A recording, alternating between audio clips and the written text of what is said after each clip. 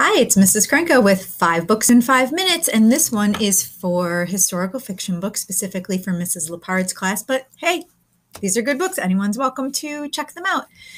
First one I want to talk about is called Wolf Hollow by Lauren Wolk. This one is a 2016 publication, fabulous story about a girl in a small Pennsylvania town. Her name is Annabelle, and this is during World War II. And a bully like I've never seen before wanders into her world. The bully's name is Betty Glengarry, and the whole town changes in Annabelle's view on the world. I want to read you the very beginning. This is my 5 in 5 minutes, so I'm going to be fast about it. The year I turned 12, I learned how to lie.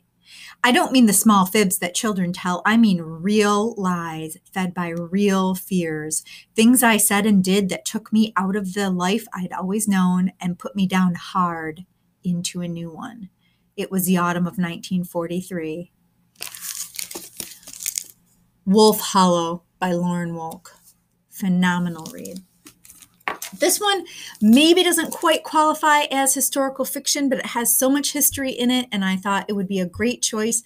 It's called In the Footsteps of Crazy Horse by Joseph Marshall III.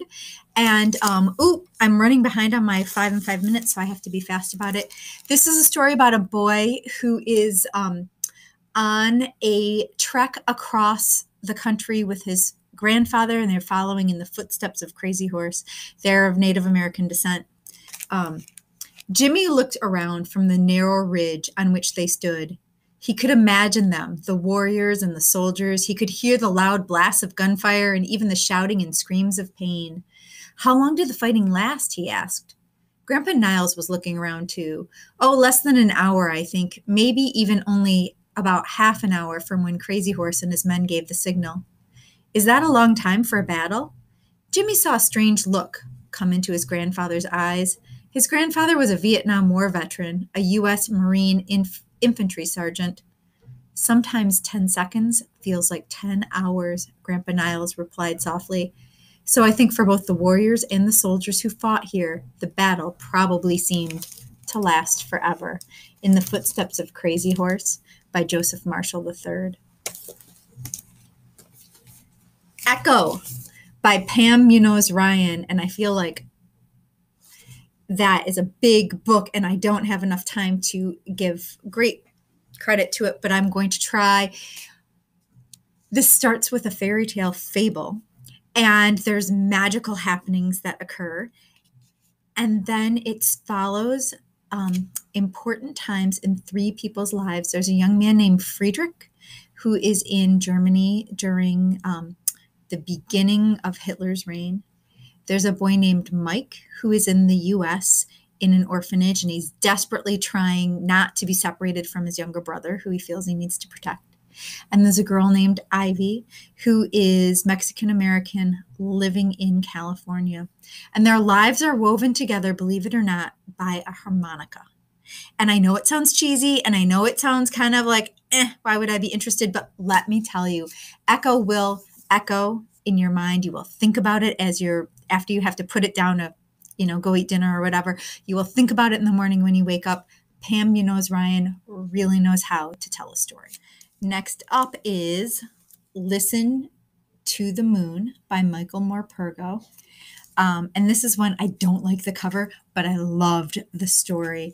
It is haunting, kind of. It takes place again, during World War II. There is a 12-year-old girl who washes up on the coast of Great Britain, and she can't or won't talk. And there's all kinds of speculation in town about who she is, where she came from. Is she a mermaid? Because there are legends of mermaids in this area. Is she a German spy? And the one that in town, there's a young man that his family takes her in, who she connects with, and she also connects with the family's horse. And they have to figure out the mystery of Lucy. They name her Lucy because that seems to be the only name or word that she responded to. Anyway, it has a lot of surprises along the way, and it was a really enjoyable read. It's called Listen to the Moon by Michael Morpurgo. And last but not least, I'm actually not done with this book, but I wanted to recommend it. It's by Jennifer Holm. It's called Full of Beans. It's a relatively brief book, but you can see there's my bookmark. I'm 2/3 of the way through, and it's the story of a boy, and his name is Beans. Well, his real name's not Beans, but that's what they call him because he lives in Key West, and everyone seems to have a funny nickname, and his is Beans. His brother's name is Kermit, and this is before Kermit the Frog, and his actual name is Kermit. But anyway, this is in pre-World War II United States. It is during the Great Depression, and they get into all kinds of trouble, Beans and his brother Kermit, as they try to make sure that their family has enough food to eat and their neighborhood is safe. And so far, so good. I'm really enjoying it. Anyway, 5 books, a little more than 5 minutes with Mrs. Chrenka.